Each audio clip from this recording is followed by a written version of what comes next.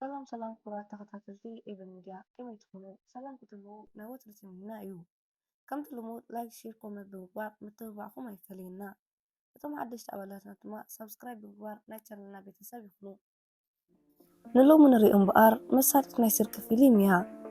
እቲ ታሪክ ክጅምር ኣብ ዓዲ ጣልያን ዝርከብ ሓደ ኪዩ ዝተባህለ ማፍያ ንርኢ። ኪዩ ንሓደ ዓቢ ናይ ስርቂ ፕሮግራም ንምክያድ ናብ ፍሉጥ ዝኾነ ናይ ጨረታ ቦታ ይኸይድ። ኣብቲ ናይ ጨረታ ቦታ ሓደ ብዝተሓዋወርዎ ሰባት ኣለዉ።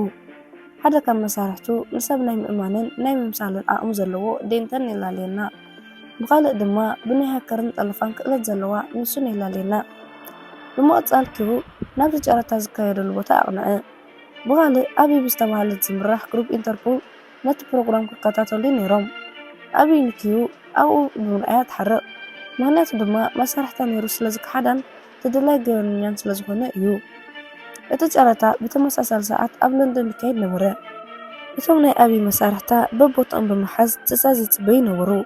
ጨረታ ምስ ተጀመረ እቲ ጨረታ ናይ ስነ ጥበብ ምዃኑ ብሓደ ሰብ ብ11 ሚልዮን ትጫረት።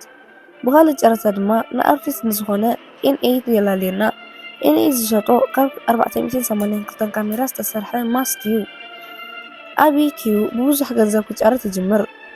ኣብይን መሳርሕተን ብጥንቃቐ ይከታተልዎ ነበሩ። ብድሕሪ እዚ ጨረታ ይውዳእ እሞ ቤንስ ናይ ሓደጋ ግዜ ስለ ዘብርህት ሰብ ጨረታ ገዲፉ ክወፅእ ይጅምር። በዓል ኣብይ ይጠራጠር እሞ ምስ መሳርሕታ ናብኡ ኣምርሐት። ኣላርም ይጠፍእ ስለ ዝነበረ መሳርሕቲ ኬቢ ማግነስ ናብቲ መቐመጢ ሸሊቑ ክኣቱ ነቲ ናይ ኤሌክትሪክ መሕለፊ ትቦ የበላሽዎ። ብድሕሪ እዚ ብጣዕሚ ክባር ዝኾነ ስእሊ በቲ ትቦ ይመፆ። ነቶም ውር ስእሊ ኣብ ሓደ መቐመጢ ድሕሪ ምቕማጥ ናብ ሩባ ደርበዮ። ኣብቲ ሩባ ድማ ነቲ ስእሊ ዝፅበ ዝነበረ ልቋስ ኣብ ኢዱ ይበፅሕ። ናብ በዓል ኪዩ ምስ ተመለስና ንኤን8 ኪዩ ንኸውፅዎ ይሓቶ። ናብ መርከቦም ንኽመጽእ ዕድመ ድሕሪ ምቕራቡ ካሜላ ዝተባህለት መሳርሕቱ ጃልባ ሒዛ ትጽበዮም ነበረት። ብኻልእ ትዕብዝትና ከዓ ኣብይ ምስ መሳርሕታ ኣብቲ ቦታ ምስ በጽሑ ካሜራ ረኸበት። ኣብይ ነቲ ኣርቲስት ከም ዝዓገትዎ ትርዳእ። ቀልጢፎ ጃልባ ብምሓዝ ንበዓል ኪዩ ንምክትታል ጀመረት። እቲ ሃከር ሚሱ ሓደ ጃልባ ብምጥራፍ መንገዲ ትዓጽዋ ትጅምር። ኣብይ ተስፋ ከይቆረፀት ብኻልእ ጃልባ ጌራ ምክትታላ ቀጸለት። ካሜላ ንኣብይ ምስ ረኣየት ብናህሪ ክትዝውር ትርአ። መንገዳ ንኽትዓጽዋ ናብ ሓደ መሰናኽል ወሰደታ። ንሶም ምስ ሓለፉ ሜሲ ነቲ መሰናኽል ጠሊፋቶ ስለ ዝነበረት ከም ዘዕፆ ገበረት። ድሕሪ ምህዳሞም ኤን8 ንበዓል ኪዮስ 20 ሚልዮን ይኸፍሎም። ብድሕሪ እዚ ናብ ምዝንጋዕ ይኣትዉ። ብኻልእ በዓል ኣብይ እንታይ ከም ዘጋጠመ ንምፅራይ ናይ ድሕንነት ካሜራ ይርእዩ። ኣብ ትዕዝብቶም ዴንተን ዘይልሙን ነገር ክገብር ይርእይዎ። ብቕልጡፍ ኣብይ ንዴንተን ክደልይዎ ትነግሮም።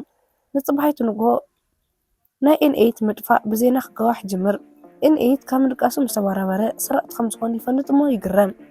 ግን ኪዩ እንታይ ከም ዝተፈጠረ የረድኦ። እዚ ከምዚ ኢሉ ከሎ ዴንተን ብኢንተርፖል ግሩፕ ተታሒዙ ንሪኦ። ኣብይ ኣብ ሕቶኣ ብዛዕባ ኬቢ ኣድራሻ ትሓቶ። ዴንተን ዋላ እንተኸሓዳ ብሓንሳብ ዝተሰኣልዎ ስእልታት ተርእዮ እሞ እቲ ሓቂ ንኽነግራ ተፋጠሉ። ኣብ መንጎ ፖስጣ ዝሓዘ ይመጽእ እሞ ኪዩ ዝለኣኾ ተቐበለት። ኣብ ውሽጢ ዝነበረ ብሓንሳብ ዘሕልፍዎ ዘርኢ ስእልታት ብምርኣያት ትበሳጨው። ናብ ለንደን ንቤንተን ሒዛ ምኻድ ድማ ወሰነት። ኣብ ለንደን ውሽጢ ናይ ስርሖም ቀንዲ ኣካየዲ ስራሕ ምስ ኣክስሊ ትራኸብ። ኣክስሊ ድማ ሓደ ተልእኾ ክህባ ስለ ዝደለየ ተልእኾ ክነግራ ምስ ሓሰበ ኣብይ ኣብ ተልእኾ ከምዘየላን ምስ ኪዩ ንሓደ ዓመት ምምላእታ ክትጓየ ከም ዘሕለፈቶም ብምንጋር ተቃውሞ ፈተነት። ግን ሰማዓይ ረኸበትን። ትእዛዙ ወሳንን ግዴታን ስለ ዝነበረ ተቃውሞ ኣብ ውድቂ ብምግባር ናብ መግለፂ ኣተዉ። ጆርጅሰን ብኣማይት ዝቁፀሩ ሰባት ብገንዘብ ክብል ዝቐተለ ከቢድ ወንጀለኛ እዩ። ግን ንዕኡ ንምሓዝ እኹል ሓበሬታ ወይ መረጋገፂ ኣይነበረን።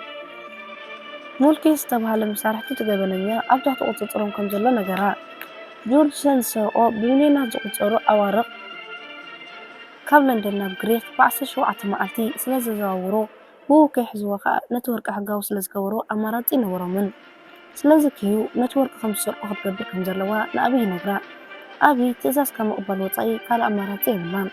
ንምሸቱ ኣብይ ምስ ኪዩ ንምዝርራብ ናብ ገዝኡ ኸደት። ስለ ሓደገኛ ዝኾነ ጆርጅሰን ነገረቶ። ዘርዚራ ድሕሪ ምንጋራ ድማ እንተዘይተሰማሚዑ ኪዩ ኣብ ቤት ማእሰርቲ በስቢሱ ከም ዝሞት ተፈራርሖ። ኪዩ ዘለዎ ኣማራፂ ምስ ኣብይ ምርዳእ ጥራሕ እዩ። እዚ ከምዚ ኢሉ እንከሎ ብኢርላንድ መሳርሕቲ ጆርጅሰን ዝኾነ ኮርማክ ንሓደ ሰብ ኣሲሩ እናሰቐየ ንዕዘብ።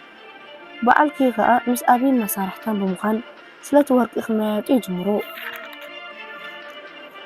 እዚ ወርቂ ኣብ መዕርፎ ነፈርቲ ውሽጢ ብሓለውቲ ዝተኸበበ ክኸውን ከሎ ብጥንቃቐ ክስራሕ ኣለዎ።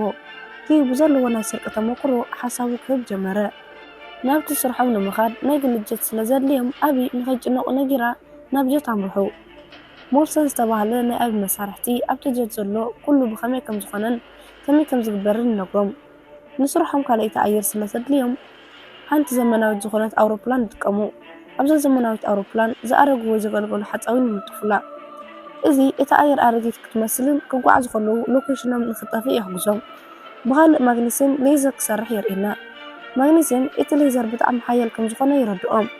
ዴንተን ድማ ዝሓመመ ሽማግለ ክመስል ስለ ዘለዎ ሓደ ኣርቲፊሻል ጭሕሚ ይተክል ኣሎ። ካሚላ ድማ ነቲ ወርቂ ብኸመይ ከም ዝሰርቅዎን ነቲ ኣውሮፕላን ንሳ ከም ትዝውራ ትለማመድ ኣላ። ኪዩ ብወገኑ ሓደ ሓሳብ የካፍሎም። ንሱ ድማ ኣብቲ ኣየር ሕቡእ ካሜራ ንምግጣም ነበረ።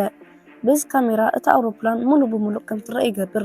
ሜሱን ድማ ነቲ ናይ ኣየር ዝቆፃፀር ትራፊክ ንምትላል ናይ ጂፒኤስ መቆፃፀሪ ንምጥፋእ ናይ ግድን ናይ ኣየር ትራፊክ ከም ዘድልዮም ነገረቶም። ካልእ እታ ጃትን ኣውሮፕላንን ብቕልጡፍ ኣብ ዝንቀሳቐሰሉ ግዜ ናብቶም ኣየር ዝቆፃፀሩ ትራፊክ ምልክት ናብኦም ስለ ዝበፅሕ ክጥርጥሩ ይኽእሉ እዮም። በጋጣሚ ኮይኑ ኣበይ ትፈልጦ ሓደ ኣብ ናይ ቁጥጥር ትራፊክ ዝሰርሕ ሰብ ኣሎ። ቀልጢፎም ድማ ኣቢን ኬብን ናብቲ ሰብ ንምኻድ ይውስኑ። እቲ ሰብ ሄሪ ይበሃል። ድሕሪ ምርካቦም ኣቢ ሓገዙ ከም ትደልን ንኽተሓባበራን ኩሉ እቲ መደብ ነገረቶ። ብድሕሪ እዚ ሄሪ ብዝበልዎ ክሰማዕ ኣይከኣለን። ኪዩ ግን እንተተሓባቢርዎም $1,000,000 ከም ዝኸፍዎ ነገሮም።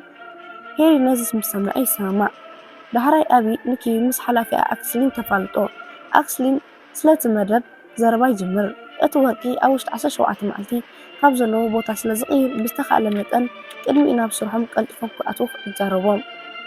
ኪዩ ግን ነዚ ስራሕ ግዜ ከም ዘድልዮምን እንተዘይኮይኑ ካብቲ ዝሓሰብዎ ክወፅእ ምዃኑ ይነግሮም። ምስ ኣክስሊን ስለ ዘይተረዳድኡ ክርክር ይጅምሩ። ኣቢ ኣብ መንጎ ዘረባኦም ብምእታው ክበኣሱ ከም ዘይብሎምን ዝሰርሕዎ ዘለዉ ስራሕ ድማ ናይ ሰብ ሂወት ንምድሓን ምዃኑ ገለፀትሎም። ኣብ ካልእ ንሪኦ ብዜና ናይ ሳይበር ኣሸበርቲ ሓደጋ ስለ ዝፈፀሙ በዚ ምክንያት 13 ሰባት ከም ዝሞቱን እታ ከተማ ብውሕጅ ከም ዝመልአትን ንዕዘብ። ኪዩ እቲ ነገር ከቢድ ከም ዝኾነ ይሓስብ ነበረ። ምክንያቱ ነቲ ፕላን ክቆርፆ ይነግሮም። ግን ኩሎም ኣብዚ ሕጂ በፂሑ ተስፋ ክቆርፅ ከም ዘይብሉን ነግሮሞ ይረጋጋእ። ብኻልእ ሚሱን እቲ ናይ ኣውሮፕላን ጂፒኤስ ዘጥፍእ መሳርሒ ሰሪሓ ከም ዝወደአት ነገረቶም። ኣብ ዝቕፅል 10 መዓልትታት ኩሎም ብዝመደብዎ መሰረት ስርሖም ኣብ ምቅርራብ ይበፅሑ። እታ ኣውሮፕላን በቲ ኣረጊት ሓፀውን ተሸፊና ይውፁ። ኣብ መወዳእታ መዓልቲ ምብጋሶም ይኣክል።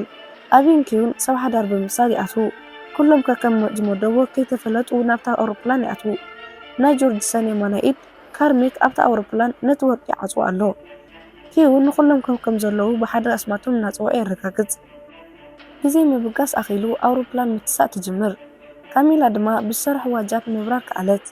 ሚሱን ከዓ ኣብቲ ኣውሮፕላን ዘለዉ ሰባት ምፅራይ ጀሚራ ናይ ጆርጅሰን ሰባት ብዙሕ ስለ ዝበሉ ምንቅስቃሶም ጥንቃቐ ብዝተሓወሶ ክኸውን ንኩሎም ነገረቶም። ኣቢ ድማ ነቲ ናይ ጂፒኤስ ዘጥፍእ መሳርሒ ክትሓብኦ ናብ መሕፀቢ ቦታ ኣተወት። ካሚላ ናብኦም ንምብፃሕ 10 ደቂቃ ተሪፍዋ ኣሎ። ኣቢ ነቲ መሳርሒ ብቕልጡፍ ገጢማ ምስ ወድአት ክትሓቦ ኣብ ዝፈተነት እዋን እታ ኣውሮፕላን ስለ ዝተንቀሳቐሰት ወዲቕዋ ዝገጠመቶ ይወፁ። መልሳ ክትገጥሞ ስለ ዘይከኣለት ክሕግዛ ኪዩ ይመፅእ። ናይ ካርሚክ ዓርኪ ዝኾነ ዶናልድ ስለ ዝተጠራጠረ ነቲ መተሓፃፀቢ ክፍሊ ክኳሕኩሖ ይጅምር። ኣብዚ ሰዓት ካሚላ ኣብኡ ስለ ዝበፅሐት ነቲ ናይ ጂፒኤስ መጥፍኢ ክወልዕዎ ሓበረቶም።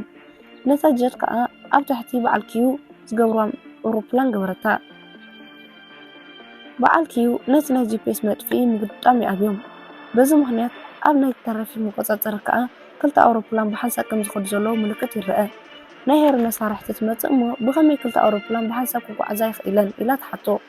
ሄሪ ዳርሒ ምስንባድ ብቕፅበት ከዘናግዓን ዕላል ክቀይስን ይጅምር። በዓል ኪዩ ነቲ መሳርሒ ገጢሞም ምስ ወድኡ ኣብቲ ኮምፒተር ሓንቲ ኣውሮፕላን ጥራሕ ትጓዓዝ ከም ዘላ ንሄሪ መሳርሕቱ ትቐርኢ። ሄሪ ድማ ንስክላ ይተርፍ። ሄሪ ብዝመደብዎ መሰረት ነቶም በዓል ኪዩ ዘለዎ ኤሮፕላን ካፒተን ኣብ ቅድሚኦም ሕማቅ ኩነታት ኣየር ስለ ዘሎ ኣብ ጥቕኦም ዘሎ ኤርፖርት ክፀንሑ ይነግሮም። እታ ኣውሮፕላን መንገዲ ምስ ቀየረት ካሚላ ድማ መንገዶም ብምትካእ ክትከይድ ጀመረት። ኣብዚ ሰዓት በዓል ኬቢ መንገዶም ስለ ዝተቐየረ ስጉምቲ ንምውሳድ ይቀራረቡ። ዴንተን ድማ ነታ ሆስቴስ ፀዊዑ ስለ ዝሓመመ ክተሓወሩ ይዛረባ። ትኩረታ ናብኡ ከም ዝገበረት ዝተዓዘበ ማግኔስ ድማ ነቲ ዴንተን ዝጥቀመሉ ኦክሲጅን ሒዙ ይኸይድ። እዚ ማለት ንሱ ዝሰርሖ ሌዘር ኣብቲ ኦክሲጅን ውሽጢ ኣሎ። እቲ ሌዘር ነቲ ወርቂ ዘለዎ ቦታ ንምስባር ይሕግዞም። ሚሽን ከዓ ሓደ ዝተዓፀወ ማዕፆ እናኸፈተት ንማግኔት ናብታ ወርቂ ዘለዎ ቦታ ትመርሖ። ነቲ ኣዋርቕ ዘለዎ ቦታ ድማ በቲ ሌዘር ከም ክኾ ይጅምር። እቶም ናይ ኮርሚክ ሰባት ብሽጉጦም ብምውፃእ ነታ ሆስቴስ ናብቲ ቁኑዕ መንገዲ ንክኸዱ ንካፒቴን ክትነግሮ ይፈራርሕዋ። እቲ ኣየር ክትቅንጥቀጥ እሞ ኬቢ ብጉያ ሽጉጢ ደርቢ ንዝተወሰነ ግዜ ተኹሲ ይኸፍቱ። ማግኔት ብዝጥቀመሉ ዘሎ ሌዘር እቲ ኣየር ድፊት ስለ ዝፈጠረላ ምውዝዋዝ ትጅምር። ብኻልእ ማግስቲ ነቲ ወርቂ ሒዝዎ ዘሎ ቦታ ይኸፍቶ። በዚ ድማ ብጣዕሚ ይሕጎስ። በዓል ኬቢ ነቶም ሰባት ሃሪሞም ምስ ወድኡ ናብቲ ወርቂ ዘለዎ ቦታ ክኸዱ ክብሉ ሓደ ሰብ ሽጉጥ ይሕዘሎም። እታ ፕሌን መውረዲ ሰዓታት ስለ ዝኣኸለ ክወርድ ይጅምር። ኣብቲ ዝወርድሉ ቦታ ግን በረድ ስለ ዝመልአ እቲ ኣውሮፕላን ትገላበጥ። ካሜላ ኣብቲ ቦታ በፂሓ ነበረት። በዓል ኬቢ ግን ብበዓል ኮርሚክ ተተሓዙ። ብድሕሪ እዚ ጆርጅ ሰን ይድውሉ እሞ ብቕልጡፍ ክመፁ ከም ዘለዎም ይነግሮም። ኮርሚክ ብወገኑ ይመፁ ከም ዘለውን እቲ ኣዋርቕ ወልሓደ ከም ዘይኮነን ግን ሰረቕቲ ከም ዘሸግርዎም ይነግሮ። ጆርጅ ሰን ድማ ነቶም ሰረቕቲ ሒዞም ንክመፁ ትእዛዝ ይሕልፈሎም እሞ ቴሌፎን ይዓፅዎም። ብድሕሪ እዚ ኮርሚክ ንኩሎም ናብታ ሓንቲ ኣውሮፕላን ማለት ናብታ ካሜላ ሒዛታ ዝመፀት ከም ዝኣትዉ ይገብሮም። ንካሜላ ከዓ ነቲ ኣየር ንክትመርሓ ኣፈራርሕዋ። ብድሕሪ እዚ መንገዶም ቆፀሉ። ካሜላ ኣብቲ ዝውረሉ ዝነበረት ሰዓት ብናህሪ ሚዛን ከም ዝስሕብ ትገብሮ። በዚ ከዓ እታ ነቲ ኣየር ዝሸፈነትሉ ሓፃዊን ክቕለጥ ይጅምር። ብኻልእ ኣክስሊ ኣብ ሓደ ናይ ባቡር መንገዲ ኮይኑ ነቲ ወርቂ ይፅበይ ነበረ። መሳርሕቱ መፂኡ እቲ ፕላን ከም ዘይተዓወተን ኣብዚ ሕጂ እቲ ወርቂ ናብ ጆርጅሰን ይኸይድ ምህላውን ነገሮ። ኣክስሊ ድማ ናብቲ ቀንዲ ዋና ሓይሊ ኣየር ብምድዋል ኔቶ ኤር ኮንትሮል ነቲ ወርቂ ሒዛ ዘላ ኣየር ንክሃርሙ ይነግሮም። በዚ ከዓ ኣብይ ዋላ እንተሞተት ውልሓደ ከም ዘይመስሎ ንርኢ። እቶም ወታደራት ጃቶማር ኢሎም ናብኦም ያቕንዑ። ኣብ ካልእ ጆርጅሰን እቶም ናይ ወርቂ ቀበልቲ ሰበስልጣን ስለቲ ወርቂ ይሓትዎ። ንሱ ድማ ኣብ ሓደ ሰዓት ውሽጢ ሒዞሞ ከም ዝመፁን ክሳብ ሽዑ ግን ናብ ገዛ ንክኣትውን ይጋብዞም። ብኻልእ ምስሊ ንርኢ እታ ኣውሮፕላን በቶም ናይቶ ወታደራት ተኸቢባ ኣለዉ። ኣብዚ ግዜ ሄሪ መንገዶ ከም ዝቕይሩ ይገብሮም። በዚ ድማ ወልሓደ መጥቃዕቲ ኣይበፅሖምን። በዓል ኣብይ እቲ ኣየር ክትወዛወዝ ኣጋጣሚ ተጠቒሞም ምስቶም ሒዞሞም ዝነበሩ ክበኣሱ ይጅምሩ። ግን ሓደ ካብኣቶም ናብ ካሜላ ድሕሪ ምኻድ ኣውሮፕላን ከይተወዛውዝ ሽጉጥ ሒዙ የፈራርሓ። ካሜላ ግን ሕጂ እውን ኣይገደፈትን። ብከቢድ ተሃሪማ ነቲ ኣየር ንታሕቲ ከም ትልቆት ገይራ ነቶም ሰባት ካብቲ ኣየር ኣእደፈቶም። እታ ኣውሮፕላን ንታሕቲ ብናህሪ ትኸይድ ብምንባራ በዓል ኬቢ እንታይ ከም ዝተፈጠረ ንምርኣይ ናብ ካሜላ ይኸዱ። ካሜላ ኢዳ ስለ ዝተሰብረት ክትዝውር ከምዘይከኣለት ትነግሮም። ንዕኦም ቦታ ብምግዳፍ ከም ዝዝውርዋ ገበረቶም። እታ ፕሌን ክትወርድ ስለ ዘለዋ ኣብ ጥቓ በዓል ጆንሰን ዝነበሩ ቦታ ይወርድ። ኣግራብ ዝበዝሖ ብምዃኑ እታ ፕሌን ትግልበጥ እሞ ኣብ ሳንዱቕ ዝነበረ ወርቂ ኣብ መሬት ይፈስስ። ካሜላን ኣብይ ኬብን ካብቲ ኣየር ብሰላም ይወፁ። ግን በቶም ናይ ጆርጅስ ሓላፊት ተኸቢቦም ነበሩ። ኬቢ እቶም ዝተገጠሙ ካሜራታት ይሰርሑ ከም ዘለዉ ረኣየ። ንኣብይ ምስ ነገራ ኣብይ ድማ ንሚስን ንክትጠልፎም ሓበርታ። ጆርጅሰን ከዓ ሽግር ብምውፃእ ካብኦም ምስ ኢንተርፖል ሜል ከም ዝሰርሕ ይሓቶም። ናይቲ ወርቂ ተቐባሊ በዓልቲ ስልጣን ቀልጢፉ ነቲ ወርቂ ክህባ ተጨጭቆ። ጆርጅሰን ድማ ብሕርቃን ዝተሰማምዕዎ ከም ዝገደፎ ብምንጋር ብሽጉጥ ይሃርማ። ጆርጅሰን ንኻልኣይ ግዜ ናብኦም ብምጥዋይ ናይ ኢንተርፖል ወኪል መን ምዃኑ ይሓቶም። ኬቢ ንሱ ከም ዝኾነ ይነግሮ። ጆርጅሰን ቅድሚ ናብ ኬቢ ምትኳሱ ፖሊስ ናብቲ ቦታ ይበፅሑ። በዚ ሰዓት ኣብይ ንሚሱ ምልክት ትህባ እሞ ነቲ ወርቂ ተቐባሊ ክትቀትላ ከሎ ዘርኢ ቪድዮ ብስክሪን ከም ዝርእይዎ ገበረት። እቶም ፖሊስ ኣብ ስክሪን ነታ ጓል ክቐትላ ከሎ ምስ ረኣዩ ንጆርጅሰን ይኣስርዎ። ኣክስሊ ኣብቲ ቦታ ይበፅሕ እሞ መሳርሕቱ ድማ ኣክስሊ ንኣብይ ክቐትላ ሓሲቡ ከም ዝነበረ ይነግራ። ኣብይ ብሕርቃን ናብ ኣክስሊ ብምኻድ ተሃርሞ። ብድሕሪ ሕጂ እቲ ስራሕ ከም ዝገደፈቶን ነጊራ ምስ በዓል ኬቢ ብምኻድ ምስኦም ጉዕዝኣ ቀፀለት። ታሪኹ ናብ ቅድሚ ሰሙን ይወስደና እሞ ኬቢ ንኣብይ ሰርፕራይዝ ገብራ። ሰርፕራይዝ ድማ ነቲ ወርቂ ከም ዝሰረቕዎ ኣበሰራ። እቲ ወርቂ ብኸመይ ከም ዝሰርቕዎ ከርእየና ከሎ ማግኒስ ፌክ ወርቂ ሰሪሑ ምስቲ ናይ ብሓቂ ወርቂ ከም ዝቐየሮ የርእየና። ኣክስሊ እቲ ሓቀኛ ወርቂ ከም ዘይኮነ ምስ ረኣየ ይበሳጮ። በዓል ኣብይን ኬብን ምስ መሳርሕቶም ብሓንሳብ እናተሓጎሱ ከለዉ እናርኣየ እቲ ፊልም ኣብዚ ይውዳእ።